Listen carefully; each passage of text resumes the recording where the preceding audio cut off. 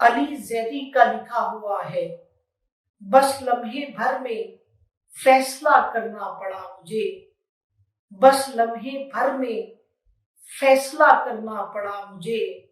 सब छोड़ छाड़ घर से निकलना पड़ा मुझे, जब अपनी सरजमी ने मुझको न दी पनाह। अनजान वादियों में उतरना पड़ा मुझे, पाँव में आबले थे, थकन उम्र भर की थी। रुकना था, बैठना था, पर चलना पड़ा मुझे, अपनी परख के वास्ते तूफान के दरमियान।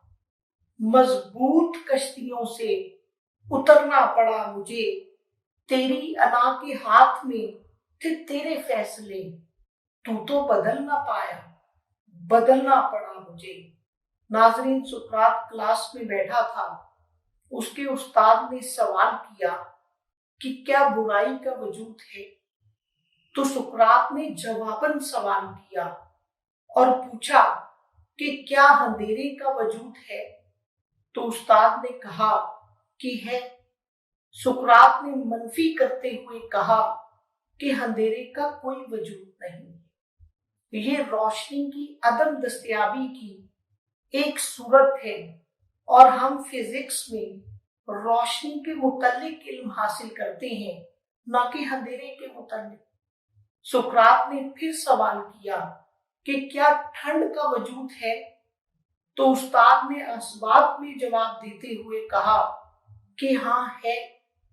सुकरात ने फिर मनफी करते हुए कहा कि ठंड का कोई वजूद नहीं है, ये हरारत की अदम दस्तयाबी की एक सूरत है और हम किताबों में हरारत का इल्म सीखते हैं, न कि ठंड का।